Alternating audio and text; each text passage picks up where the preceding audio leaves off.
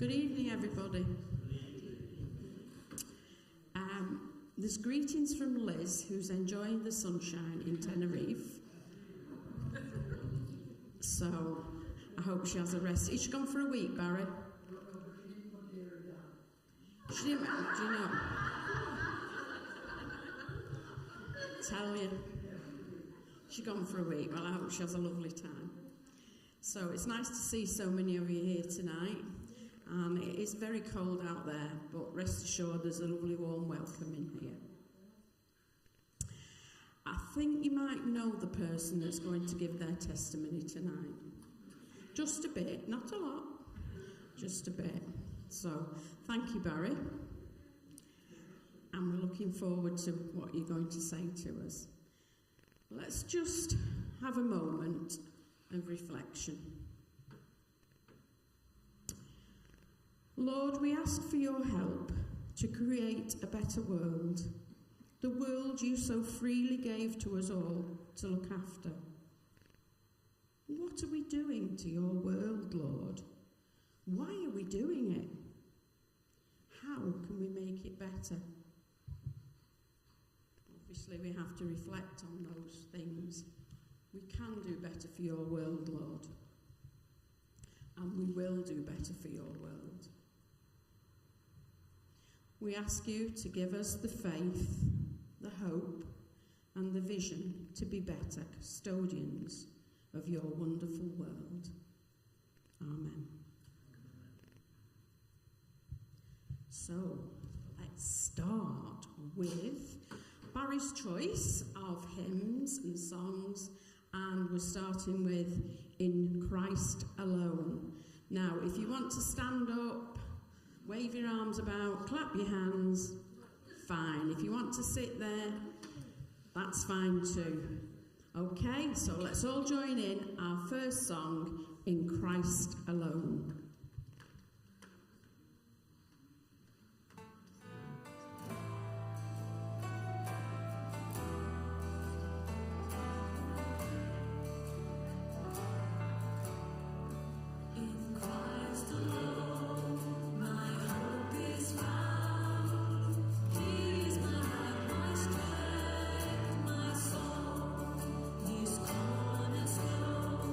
This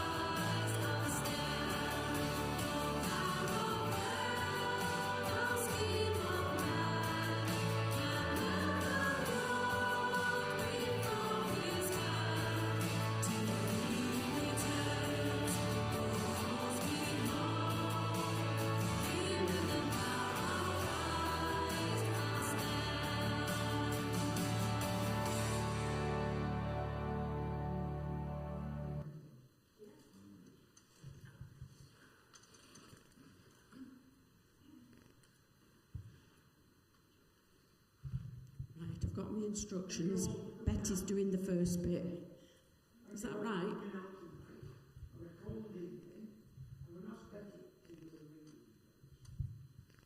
The reading is from James chapter 4, verses 13 to 17. It's entitled Boasting About Tomorrow. Now listen, you would say, today or tomorrow we will go to this or that city, spend a year there, carry on business and make money. Why, you do not even know what will happen tomorrow.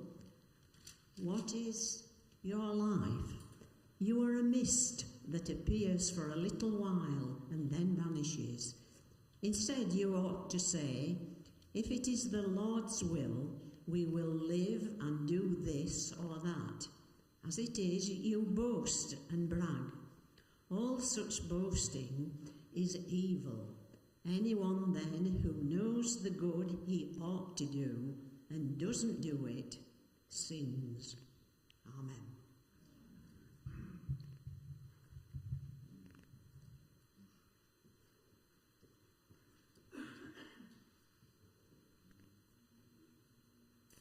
Thank you. That reading sums up what I want to say tonight, that we have no control over our lives, but God does. So I want to tell you tonight about certain God spots, as I call them, that appeared in my life, which helped change the way I was going to go into another way. Or, if you like, God moved me in that way rather than me on my own. I was brought up as a boy in a little village in the Aire Valley in Yorkshire. That's between Skipton and Keighley. I went to Sunday school and church. My mum and dad took me, and I grew up in the Sunday school along with, I had about 5 cousins who lived in the village and my brother, and we all went to this little chapel. There were 2 chapels, Methodist chapels, in our village. One had been a Wesleyan and one had been a primitive. And I was brought up in the primitive one. That's hence why I'm so primitive today. Of course, they all became Methodists eventually, but I think when I first started, we were very strong primitives. And the Wesleys, as we would call them, up the road, they never talked to us. So I grew up in the Sunday school, and when I was about 15, 16, everybody who got to that age and was still going became a Sunday school teacher. So I became a Sunday school teacher to about 6 lads, all who were about 12 or 13. And I always remember the minister saying to me before he left to take another appointment up, "Can you give me the names of the boys in your class so that I can see about them becoming possible members?" So I reamed off a list of names, and my brother was one of them, and his name was Howard. So I said there was so-and-so and so-and-so and so-and-so, and now Howard. So anyway, the next minister came and collared me and said, "I've got all these names, but I don't know who Howard is."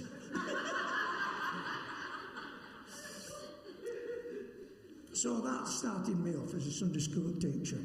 I wasn't very good, I don't think, but then when I was at 16, I'd gone to grammar school. I don't know how I passed my 11th plus, but I went to grammar school. Didn't enjoy grammar school at all. Didn't work. Was quite content just to do the sports part of it. And I think we were the first year that sat GCEs. That's before GCSEs, GCEs. We were the first year. So we nothing to look back on what had gone before. It was, I think, matriculation before that. And so I sat my GCEs, and when I got the results, I passed in 1. Geography. I liked geography, but I liked other things too, but I don't know why I just passed in geography, but I was so disappointed. My mum and dad were obviously very disappointed, and I felt for them, really. And so that made my mind up. Luckily, I got a job before my results came out. I got a job. I'd gone to youth employment and said, I'm not bad at art. I didn't pass GCE in art. I'm not bad at art. I'd like something on that lines. The other said, you want to become a draftsman. So I thought, I didn't know what a draftsman was. So I said, all right, well, that might be all right. So they sent me off to a firm to see if I could take it on. And luckily, this firm took me on. It was only about a mile away from home, so I could cycle there every day. But you didn't go in the drawing office straight away. And in effect, draftsmanship was nothing at all to do with art. It's a bit like an architect. You're doing technical drawings, really, rather than pictures. Anyway, I went to this firm, and they were an excellent firm. They took on 12 apprentices, but you were told when you started, the top 6 will have a chance of going in the drawing office. So of the 12 apprentices, I knew I got to be in the top 6. The GCE results had given me a good kick up the backside. I realised that what you've got to put in, what you want to take out, you've got to put something in. So I resolved to work very hard at technical college as we went on day release to make sure that I got the results to be in the top 6. As it turned out, all 12 were excellent. And Barry just happened to get into the top 6. So that meant that in your apprenticeship you went around various sections of the company doing various jobs. If you got into the top 6, it meant you went into what we call the fitting section, fitting and assembly. The other 6 went into machining, so they were working on lathes and milling machines and things like that, working on machinery. But we were on fitting things together. Our firm made machine tools. That means a tool to make other machines. And so most of it was for the export trade.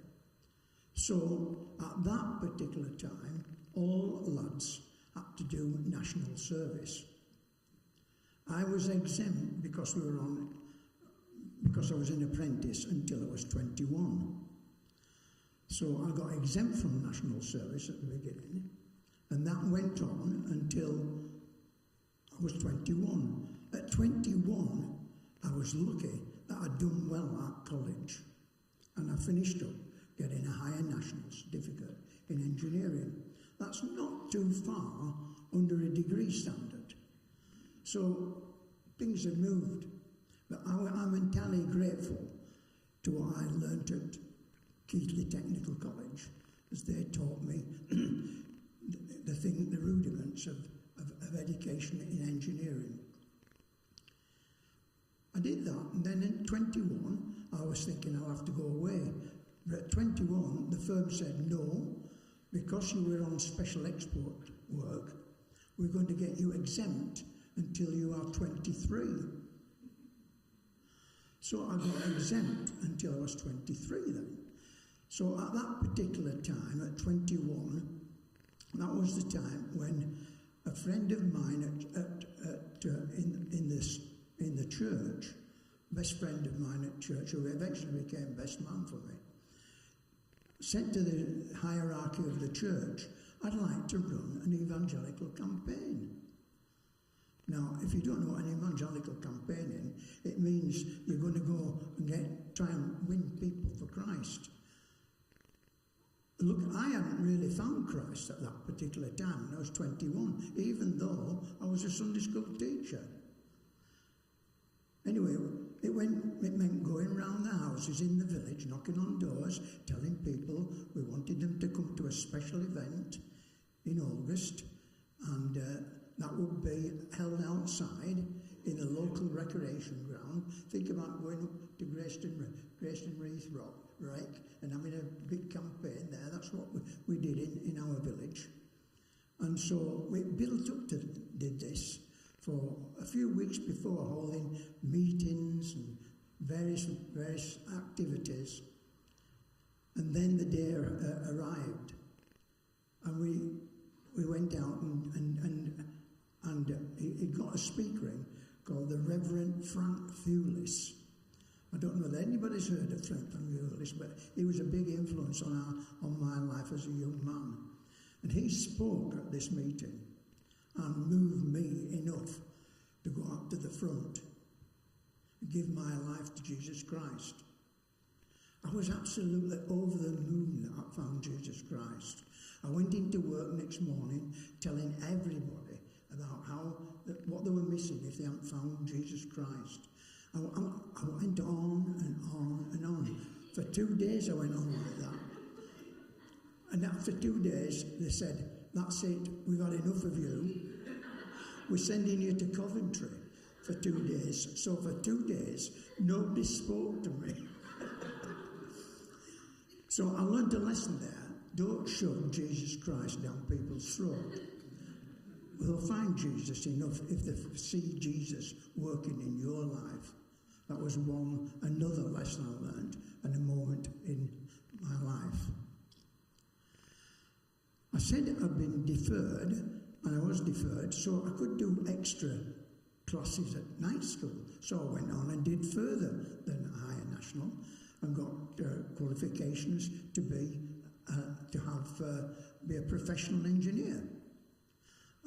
So I did that. Went and did some more classes and got a chartered engineer status, and was able to do that. And then round about that time, about 21, I found that I had a lump on my neck. Yeah. And I went to the doctors, and the doctor sent me to see a specialist. And the specialist says, "I think we'd better remove that lump." So they did. I went in hospital, had an operation, had it removed. And then they said, I had to go back for a checkup the next week. And they said, "We found some more lumps in your neck.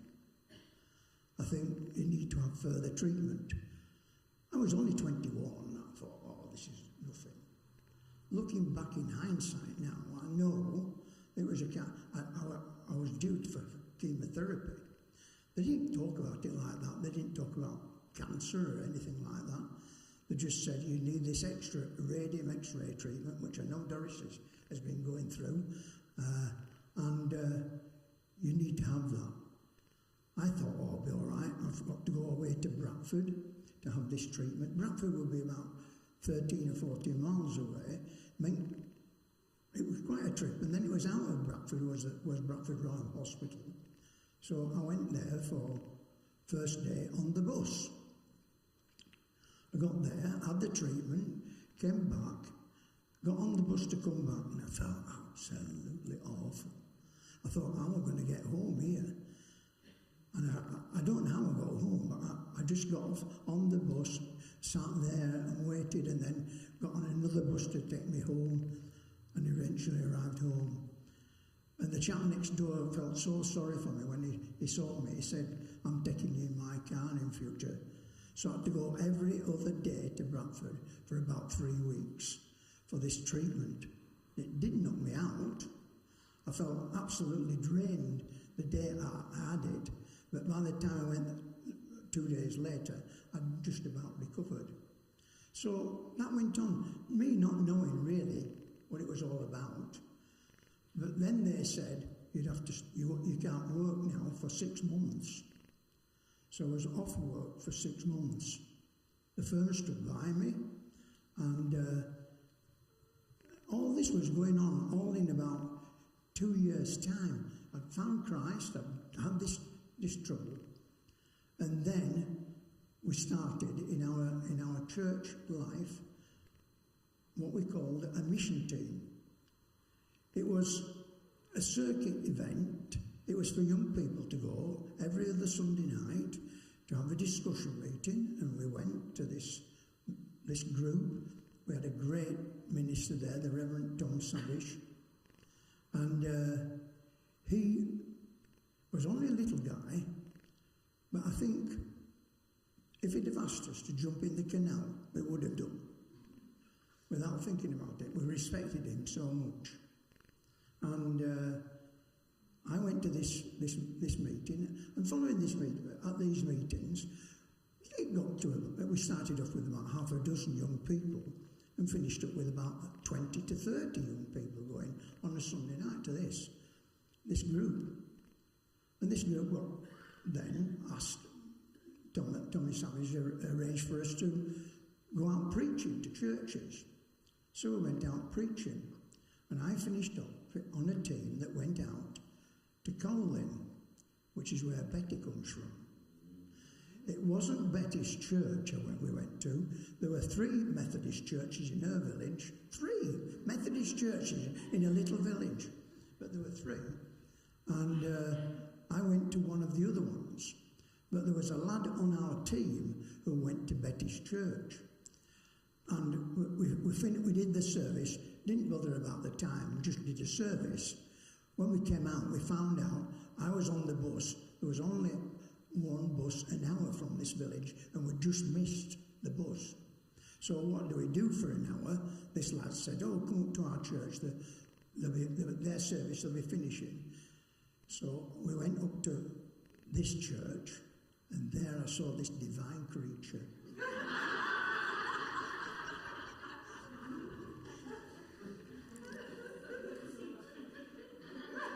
So I said to this lad, "Make sure she comes to the next meeting." Much to my amazement, she came to the next meeting. She hadn't been coming before, but she came. And eventually, of course, that bloomed. I said I was deferred until I was 23. I was.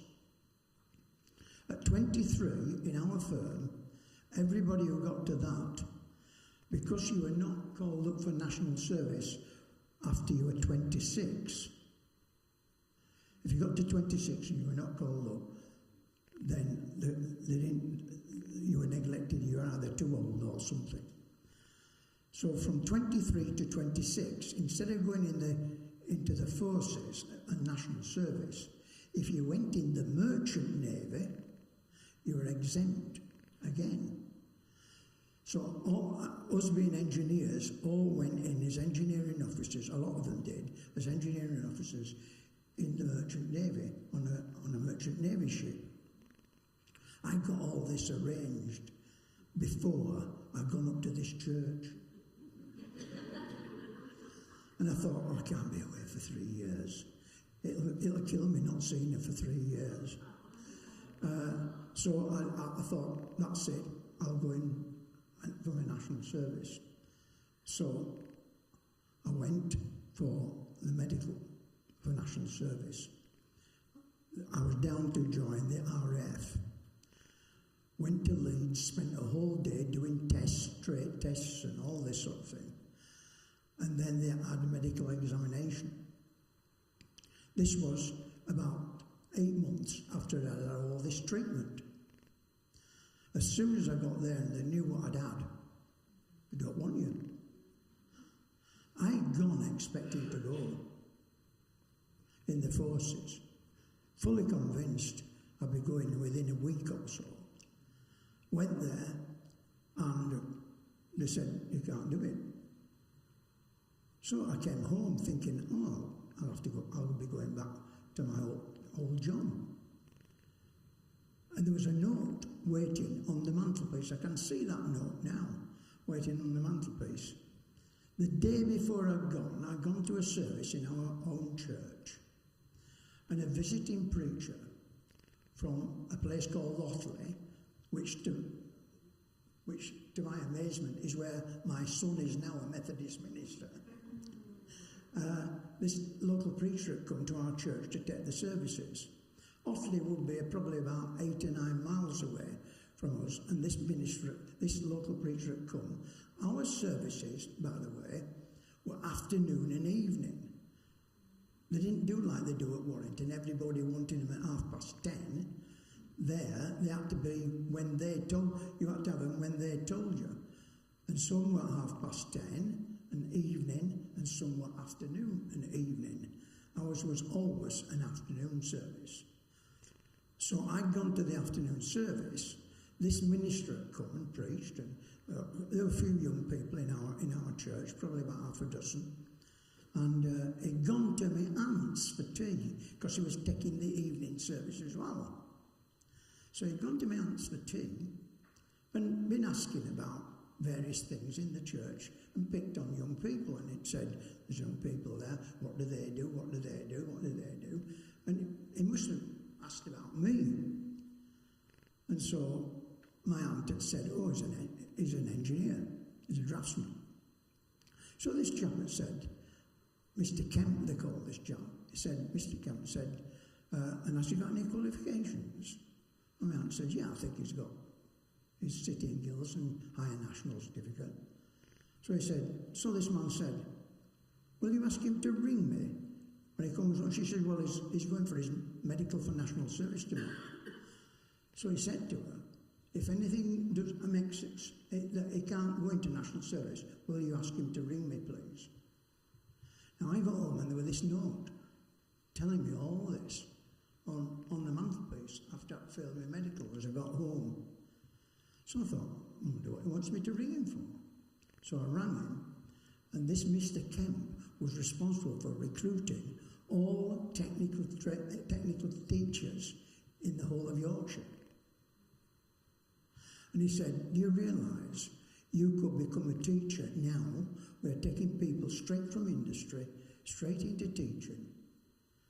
And you could be a teacher. Do you fancy teaching? I never even considered teaching. If you'd have asked me to be a teacher at 16 when I was at school, I would have said, no way. But I thought, our firm were being taken over by an American firm just at that time. So I said, and I wasn't sure what my prospects of future work was with them. So I thought, they never run out of children. I'll always have a job, I think, as a teacher. It might be worth thinking about. I've been a Sunday school teacher, after all, and managed that okay. So I rang him, and as I say, I rang him, and he said, will you come over and visit me? To cut a long story short, I went to see him, and that would be about May time, and on the 1st of September, I started teaching. And I left work one day and started taking dinner money and register the next day. Now, people don't believe me that could happen. But he said, as you've done Sunday school teaching, that is enough training for me, this chap said. That'll do me. He says, you'll probably struggle at the beginning a little bit, but I'm quite happy to take you on as a teacher. He says, but the jobs really that's going are all in South Yorkshire, in Barnsley, Rotherham, Sheffield, mining areas where people don't want to really go. Would you be prepared to go there? So I said, yeah, I'm prepared to go anywhere if it's a job. So I said to Betty, what do you think? So she said, yeah, it sounds all right, being a teacher, yeah, it sounds okay. So on that basis, I got a list of what was available in Yorkshire for jobs. And there was one, there were loads in South Yorkshire, one in Keighley, 3 miles away from me. So I applied for all these and the one in Keighley, and I got the Keighley job. So I didn't have to move house. I didn't have to move home. I was still living at home. So I got that. So all these God moments were coming into play. Met Betty. When this man came the day before, I went for my medical. All things were changed my life completely round from what I thought were going to be happening. Now, some people might say it's a consequence, but I've had too many consequences in my life to know it's more than a consequence. God has been guiding me how He wanted to guide me, and I've just followed and found it a great help. So we move on. Excuse me now while I just refer to my notes. So I started teaching. I started teaching in a secondary school in Keighley. They gave me a form first day, and they knew I was starting straight from scratch. I was the only one there who had not gone to college for teacher training. But I thought, well, maybe they'll be able to fit it in sometime. I'll be able to fit it in as part of settling in. It never happened. I never ever went to teacher training college. So I had to learn the hard way to a certain extent. So I was teaching these how to file, how to do all sorts of things, these youngsters. And I taught metalwork and technical drawing. That was the title then, metalwork and technical drawing. Technical drawing part was easy because that was a bit like I've been doing at work. Metalwork was a bit different. I had to teach certain things I'd not done before, like copper beating and wrought iron work and things like that. I'd never ever done anything like that. So Mr. Kemp arranged for me to go to an evening class where I could learn how to copper beat. A man who taught it was a metalwork teacher, so he says, you go to that now, tell him he's got to teach you the things that you don't know, that you need to know. So I went to this evening class, did copper beating, did wrought iron work, did other things that I'd never done before, silversmithing and all this sort of thing. And it worked out that I was just about a week in front of the kids. I know it's not the ideal situation, but that was how it tended to be.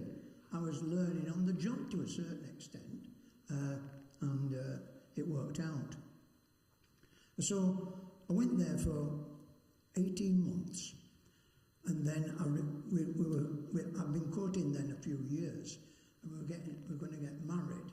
So I decided I need some extra money from somewhere. Where could I get some extra money? I could get it by teaching an evening class at the college I've been at. So I went into Now College at Keighley, saw the head of department, who was a real nice, he was a Christian gentleman. I knew he was involved in a church in Keighley, and said to him, have you any part-time evening jobs that I could do? Oh yeah, I can give you an evening class. But he says, we've got a full-time job here, would you do that? So I said, well, it's more in my line, it's what I did as a student. So he said, you're the man I want. Will you apply for a job at Keighley Technical College?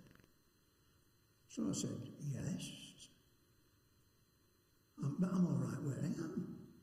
He says, I want you. Go get over to the education officers and get an application form.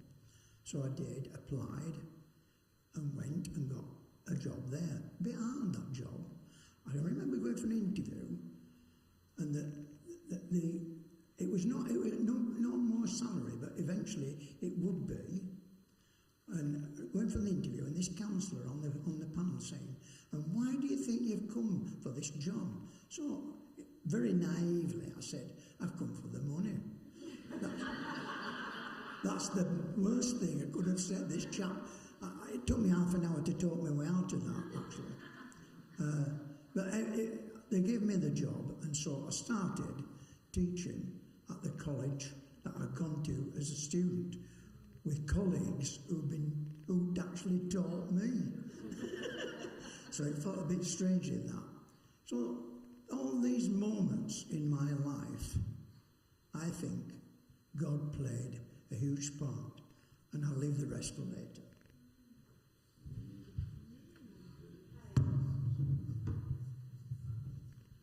So the next song, Before the Throne of God Above, is also Barry's choice. So either sit, stand, run round, whatever you want, but join in.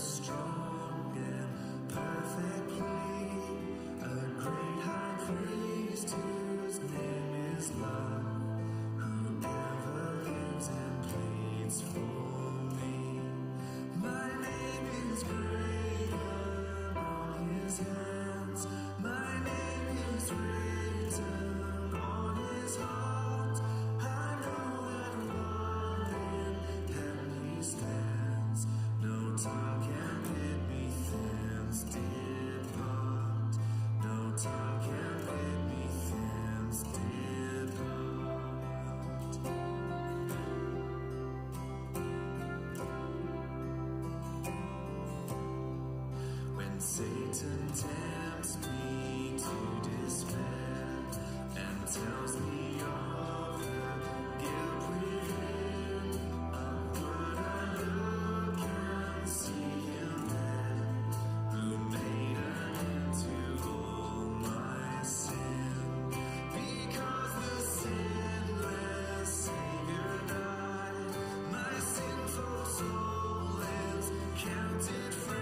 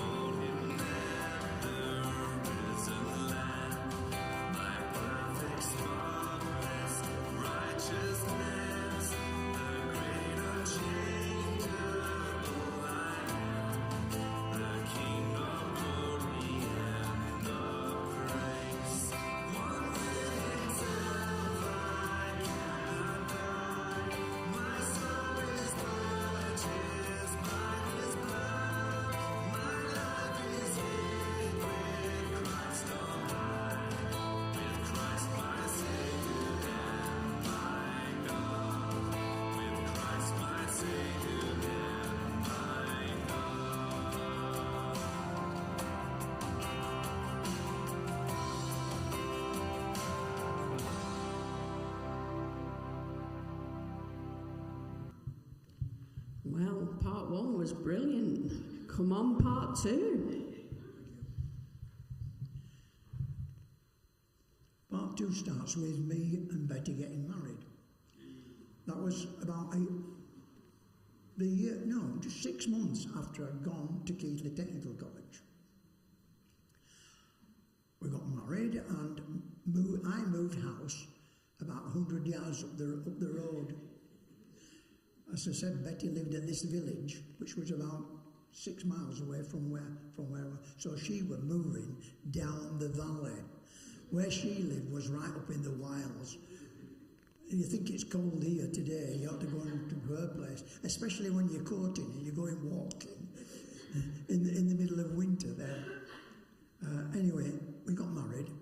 We had 2 boys in Steeton, and both were born at Skipton. Philip and Cameron were both born at Skipton Hospital. And then I wanted then, I've been 7 years, 6 years I've been at Keighley Technical College. I decided I was ready for promotion if I were going to move anywhere. And so I saw there was a job at Widnes at Halton Tech. So I said to Betty, let's go to Widnes. Not knowing that I'd never ever been to Widnes. She says, I'm not going to Widnes. I says, we've never been to Widnes. She says, no, but it sounds awful. I don't think she's changed her mind since she's gone. So I didn't apply for this job at Widnes. Within a fortnight, a job had come up at Warrington Tech. So I said, what about Warrington? Oh, Warrington sounds all right. I said, well, it's only a few miles away from Widnes. She said, no, but it sounds all right. And at that particular time, if you remember, Warrington was just getting new town status. And we're going to go places with Warrington. So I applied for this job at Warrington. Now, at Keighley, they were bringing in a new course, which meant that you had to do, it weren't a normal school year, it was a staggered year. It was what we call the 48-week year. So you were working over 48 weeks in effect, not 36 like normal teaching does. And so I didn't want this 48-week year. I thought I'd rather be on a steady school holidays sort of thing, rather than staggered holidays at any sort of time. They were on a roll, they were controlled, but I thought I don't know whether I want that. Came to Warrington and did it all, and then realised when I got here that it were on this 48-week year that they were changing over to, and it was a changeover to training of apprentices. At that particular time, industrial training boards had started, and apprentices were being trained more, what I call a better way, more controlled way. And for the first 2 years, they had to do it actually on the job, being trained properly on the job, not just shoved anywhere. And it were controlled training. And colleges would be doing this training. So Warrington was starting this new scheme, as all the other technical colleges in the country were doing. And they wanted someone to be in charge of it at Warrington. So this job was for that. Now, I didn't know what it was. I didn't particularly want it at Keighley, so why should I want it at Warrington? Anyway, at Warrington they said, we'll let you know in 3 days. So I'd gone through the interview. Anyway, after 3 days, they ring me, will you take the job? We're offering you the job. Now, if they'd have offered me while we're here, I would have said, no, thanks very much, because I didn't really want this. But I talked to Betty, we talked about it, and I says, it might be good experience, some different type of training, different type of work, might be good experience to have. So I came to Warrington on that basis. I'll give it 2 years. If I don't like it, I'll go back to somewhere else. So I came to Warrington initially for 2 years. Was that a God moment? I don't know. Coming to Warrington. You might not think it was a good thing that we came to Warrington. We came to Warrington, and Cameron was only 3 months when we came to Warrington, 3 months old. So I took Philip and I said, well, we'll go find a church. That time, the new Sankey Valley, Sankey Ray was not built. You went into Warrington through Sankey Bridges. I came up through Sankey Bridges, we saw this chapel, Sankey Bridges Chapel. We thought, what a rough area this seems down here. And when I'd come to Warrington for my interview, I'd gone to the estate agents to find out, where do you live? So they says, well, it depends what you want. If you want to pay 1,000 more, now 1,000 more is about now 30,000 more. If you want to pay 1,000 more, you go and live over the other side of the Ship Canal. If you want to keep it a bit cheaper, you stay on this side. Where should you live? Oh, well, the nice areas are Penketh and Great Sankey. So they sent me to a house to have a look at a house on Penketh Road, just by the lane ends. We thought this was all right. So I brought Betty over and we had a look at this house. And so we decided we'll go in for this house, and we bought it. So we lived at Penketh Lane Ends. Where do we go for a chapel? So I didn't know. We'd seen this chapel driving up to Lane Ends, but not gone any farther than Lane Ends. So the first Sunday morning I took Philip and we came out looking for a chapel. We finished up here. Found this chapel. I don't know how we found it because it weren't here on the main road when it was set back.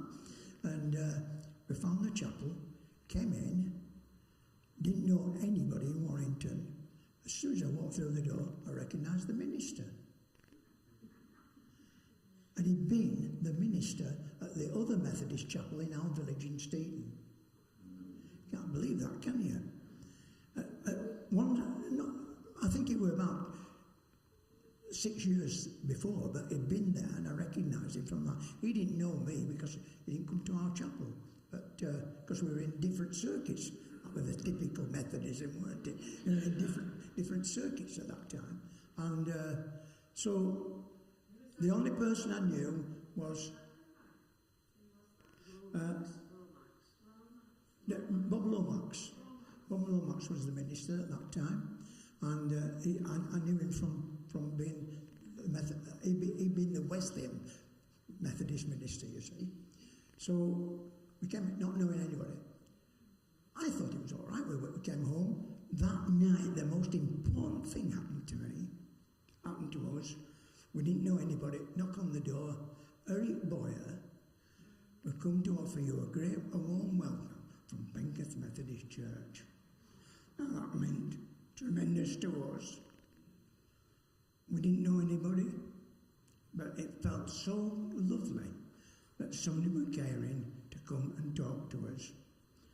And so we started coming here. And we came here for 3 years, and then we got itchy feet again. I got all this experience and this new course at Warrington. And they found out we were after someone which was a promotion, a next grade up, at a Horwich College near Bolton. Same sort of job. I had to go there. So I applied for this job at Horwich, got the job, went there, and the principal of the college there said, we're not satisfied how things are happening here. The man who's running it isn't, I'm not quite happy with how he's running it. Can you go in and reorganise it all? So I went in and reorganised it all, changed the whole thing round. I sent this chap away for teacher training. Well, I did this job, and lovely time I had at Horwich near Bolton. Met some good friends there, and but it meant travelling. Where do we live? We had to move away. We moved away from here, and at the time I'd been at Warrington all the time. We were at Warrington. My dad had been ill. He got cancer of the throat, and he died.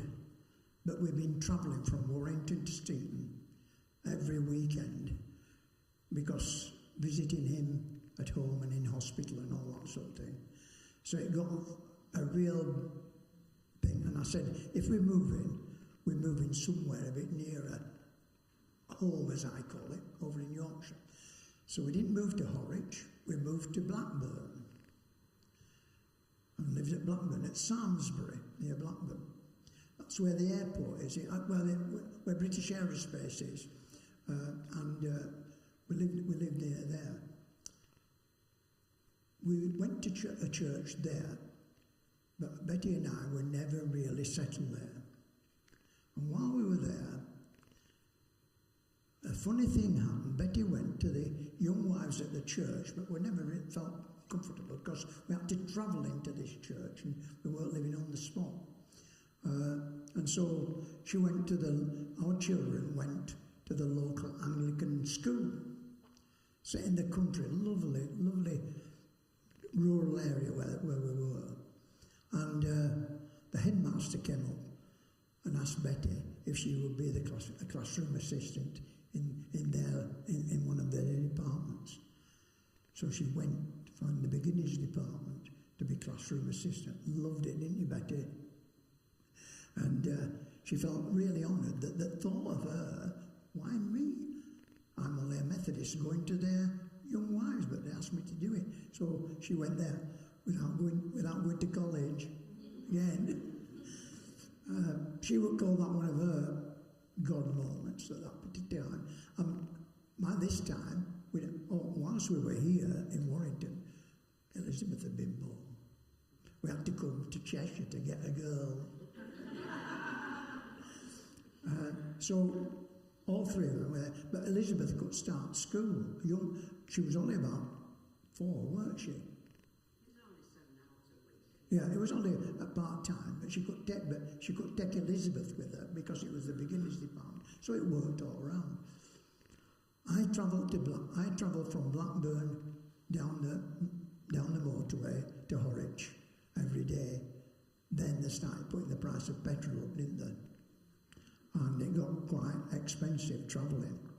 So it's meant looking round for another job. Well, I was 6 years though there at Horwich, looking round for another job. And that job came when we moved to Newton-le-Willows. Newton-le-Willows were asking for someone who'd done this sort of training to be their head of department there. It was a head of department job, this. So I applied and got the job.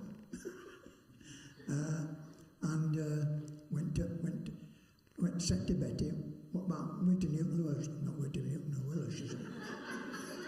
So I says, well, if we're going down that area, let's go back to where we lived before, same area.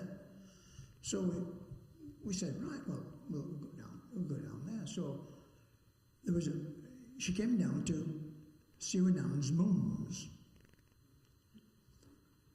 whilst I was at college, and there was a house going up in Great Sankey, a bungalow going up in Great Sankey. So she says, I'll go down and look at this bungalow while you're at work. I was only on a half day, because if you taught at night, you got a half day off in lieu during the day. So I had that half day off. So I'll pick you up at lunchtime, and I can then come and have a look at the house myself if you think it's all right. So she'd gone to Dorothy's, their mum, and when she got there, she found out this house had been already sold. So where she thought she was going to be looking for another house, she had nowhere to look. But Dorothy said, there's a house going round the corner in Brookside Avenue. Do you fancy doing that? Looking at that? Well, we'd lived at Lane Ends, not too far away, so when we lived here, we knew roughly where it was. And we knew the couple who lived there kept to this church. So she went round and saw them. They recognised straight away from where we lived, when we'd come here before. And I went at dinner time, she says, oh, this house is absolutely brilliant, it's a lovely bungalow. But she says, we'll never afford it. We can't afford it. So I said, no. She said, but come and have a look. So I went and had a look. Oh, it just blew us away when I saw it. And I thought, we can't afford this. And so we knew the price that they wanted. So I said, well, we can only go to this, which was at that time about 4,000 less than they were asking, which was a lot of money then for us. So I says, and this was even taking a mortgage out. So I says, I'm afraid we can't meet the price that you're asking for it. Lovely house, we'd have loved it, but we just can't. And with a small family, with only 3 small children, we can't do that. So I left them, and that was on a Wednesday. On the Friday, we had a phone call from Hector Lee, who lived at this house. And he said, are you still interested in our bungalow? And we said, oh, I'd have loved it, but we just can't meet all the expense of it. He says, no, we're willing to let you have it at your price. I had to sit down. God really moved me then, because I couldn't believe. He says, we know that you will replace us in the church. So after I recovered, I thought, I can't believe this.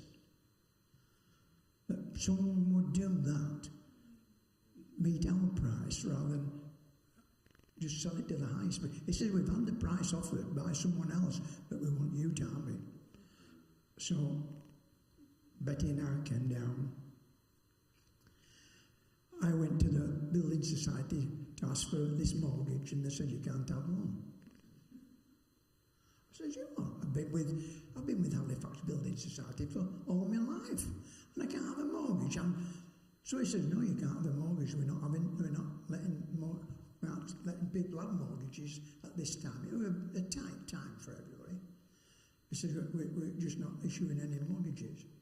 So I said, I've been a member of that. It seems unfair, this. I've been putting money in. And he said, well, how much is your present mortgage?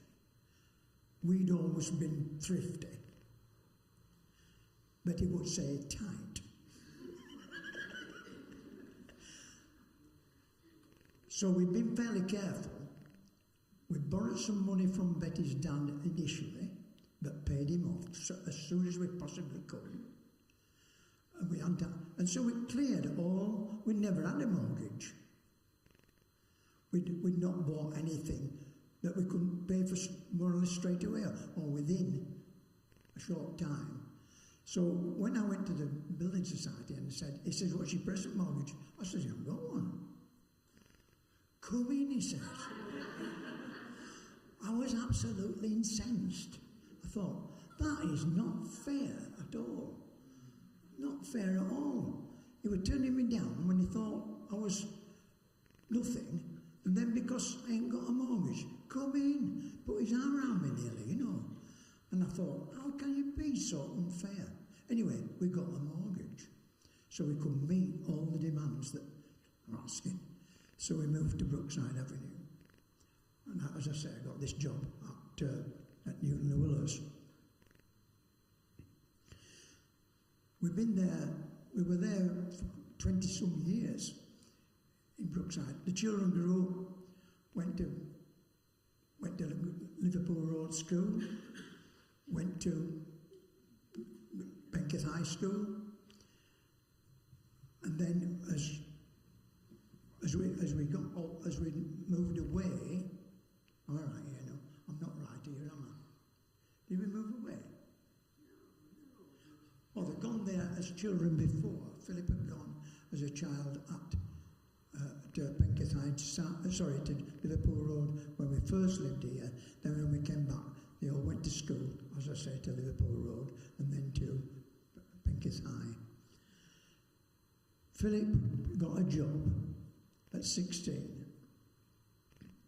He wanted to do the same as his dad, just because his dad had done it, without really thinking what he wanted, I think, and went into engineering when it worked for him, and became ill, a mental illness. It got him down. He had a breakdown in effect, and we went through probably 4 or 5 years of hell, because we didn't know just how to find him. He was up and down, up and down, up and down. In that 5 years, we took him out of engineering, hoping that might help. We saw a specialist. So when the doctor said he needs to see a psychiatrist, that sends a shiver down your back. But that's what we did, and he couldn't get to the bottom of it. And eventually, after 4 years, and praying hard, and I know a lot of people here prayed hard for him, for us as a family.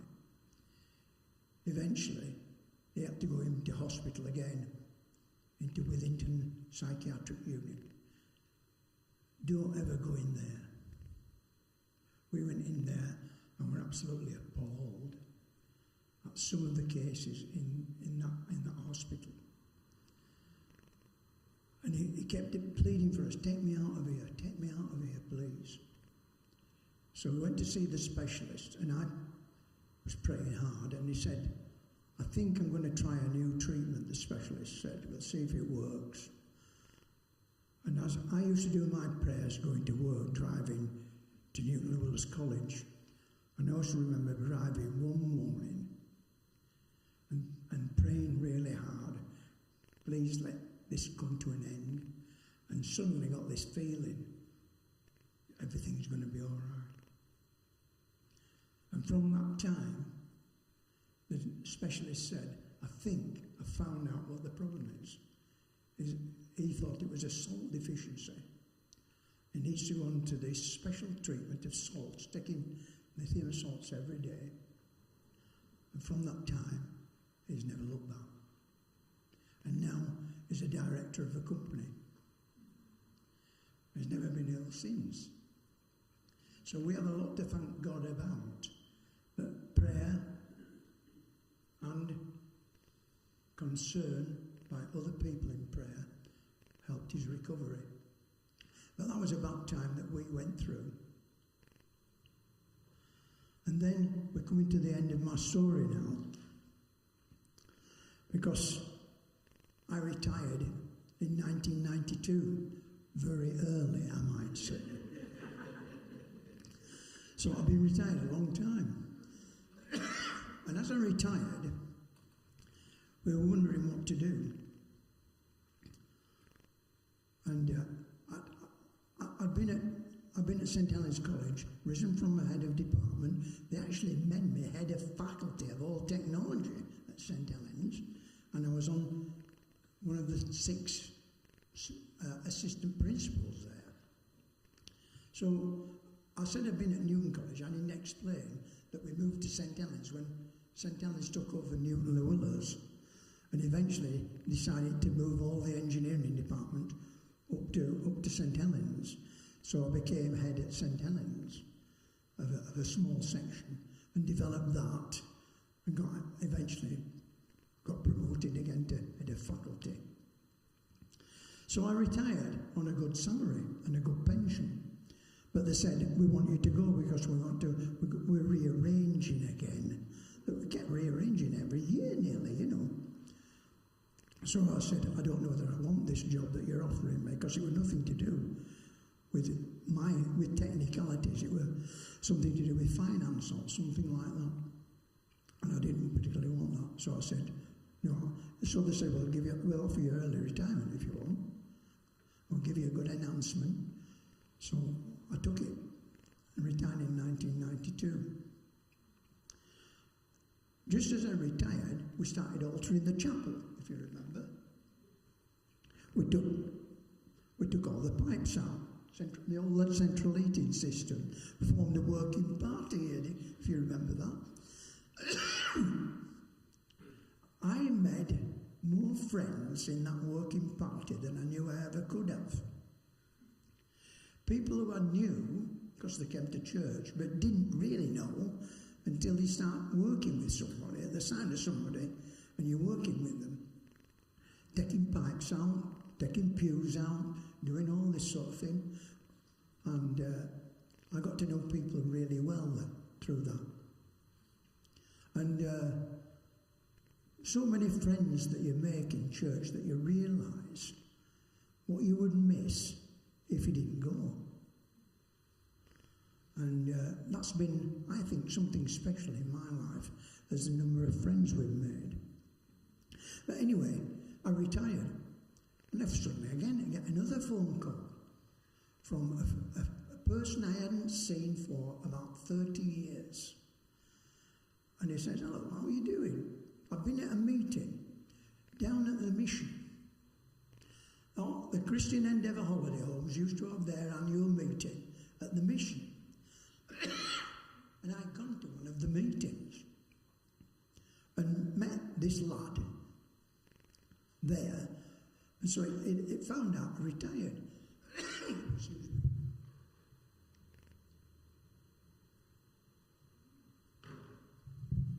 So he said, you used to be an excursion leader, as they call them, that man, organising all the activities and all that in the holiday homes when you were in your 20s. I said, yeah, I did. So he said, would you be one again? I said, I'm now 50-some, not 20-some, you know. He said, no, but you did it then. He says, and we'll bet you do it with you. So we had a chat, and yeah. So it meant going to the holiday home, organising all the guests who were in, organising activities for them, quizzes, games, excursions, all that sort of thing. And where is it at? It's at Cromer in Norfolk. So we went first time. I remember the first time we got there, the manageress there sat us on the wall outside, and we were sat there having a coffee, and she was explaining what we had to do. And suddenly Betty got up. She had to go, and she got up, and you know what it's like when your leg goes dead. Well, she got up, and her leg must have gone dead, and she crashed down, and there's this off crack. And I thought, she's broken a leg. It was a crack like that. And so I got up and promptly fainted, promptly passed out. I just thought the shock of it just caused me to pass out, faint. She'd only twisted her ankle, unfortunately, and broken it. But that was our initial meeting with the manageress at this holiday home. So I thought, she'll wonder what on earth is it? Somebody that falls as soon as they stand up, and somebody else who passes out. Anyway, we must have done all right because we went there for nearly 20 years doing it. We started off doing a week, a fortnight, and then eventually it got to 6 weeks in the summer. All the summer holidays we were organising. It was always in school holidays in the summer as well. We met loads of people there who were a real delight to meet, fellow Christians who we learnt a lot from. And so we're coming to the end of this story now. That was another one. The last thing I think of as a God moment was when we were here in 2002, between 2002 and 2011. We had Lorraine Miller here as our minister then. And she came up to me, well, they formed a group called the Building Executive to make sure that the building went up. We made our minds up to build a new church. And then she approached me, would I be chair of this building executive? Now, that was a God moment. I thought, will we ever do this at the beginning? I had full faith that we might do, but £1 million takes a lot of raising. I think when we made the decision in 2002, we weren't thinking how hard it would be to raise all that money. So there were some sceptics in this church at that time. There might be some here tonight who were sceptical at that time. But I think we thought what an achievement it would be if we could do this. Build a new church for Penketh. We hoped that St. Paul's would have come in with us, but it wasn't to be. Thankfully, they've managed to do it since we have. But here we are in this lovely building, and I can feel a real pride and joy and thanksgiving to God for giving us that opportunity to go and in all the time it took to raise the money, the fellowship, the camaraderie, the actual sacrifice that everybody made, I thank God every day for that time. So thank you, God, for giving me these God-like moments. I've enjoyed every minute of them, and I hope in the future I'll have a few more before I pass on to the other side. Thank you for listening to me.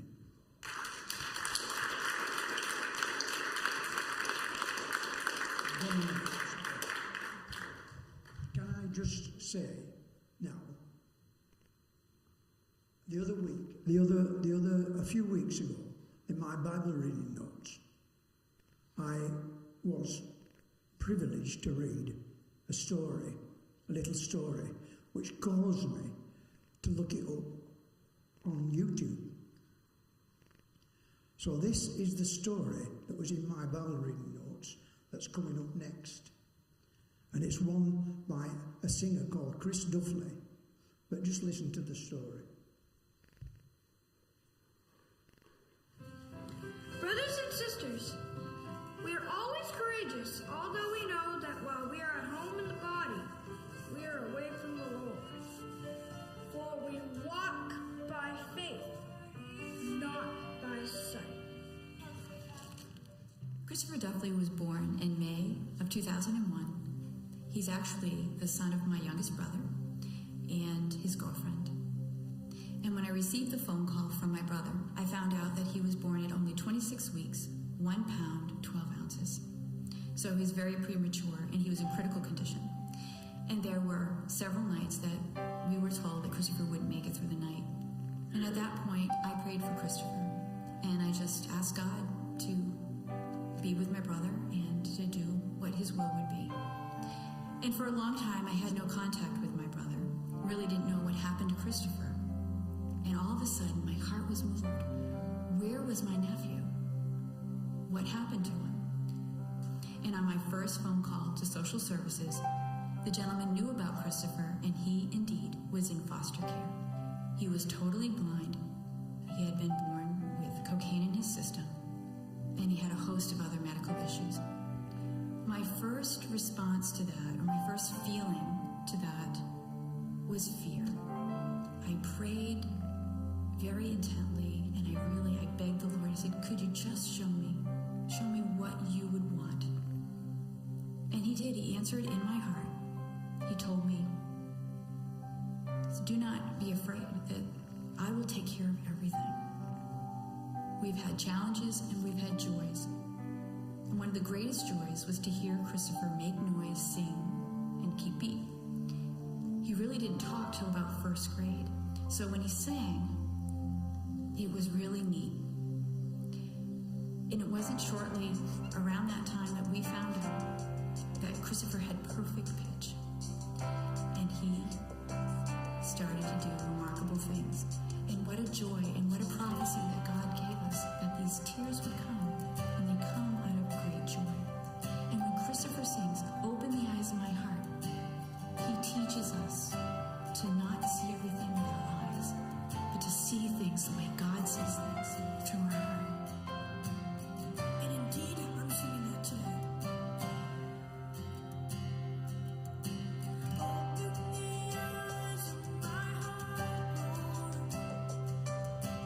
Open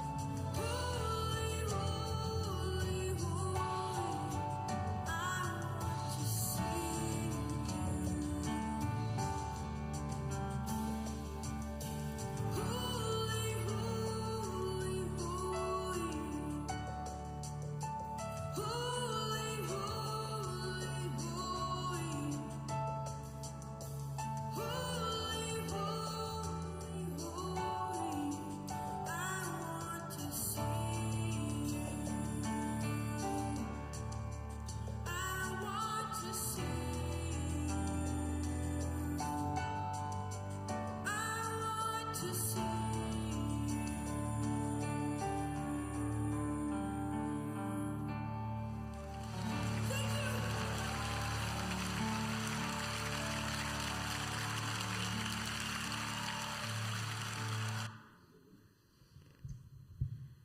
It was 10 there. I think this last one that we're going to be singing as our final hymn, it's the same lad, but he's about 18 then. But that when I saw that, really moved me.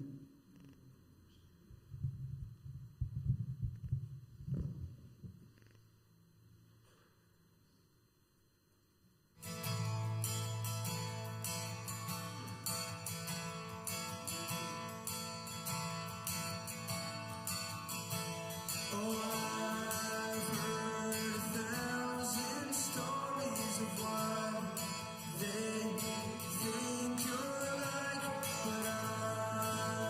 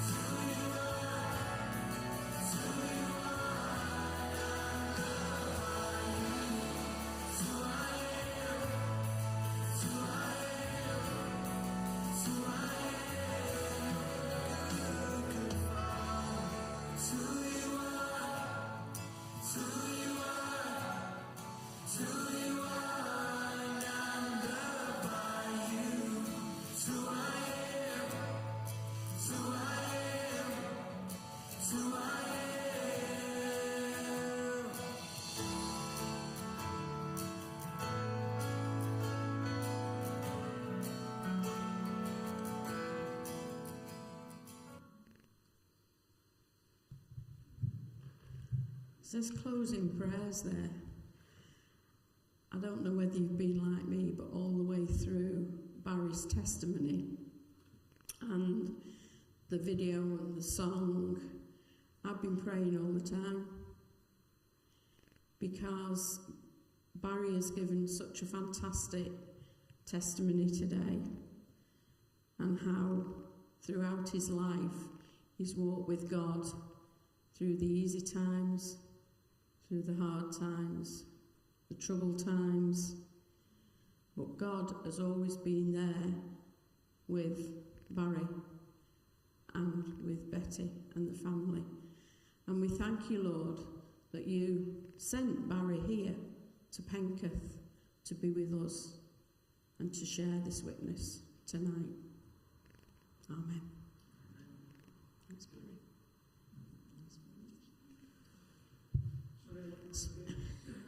I was just going to say, I'm sorry we're so late, but it was worth it, wasn't it? Can I say thank you to Miranda and Richard, to Sue for putting the presentation together and for the refreshments, and Margaret for opening up, and for the rest of you for coming. The next one is Joyce Rowe. I've got a meeting with Joyce on Friday, and we're going to see where Joyce is going to lead us on 11th of February. Okay? Thanks ever so much.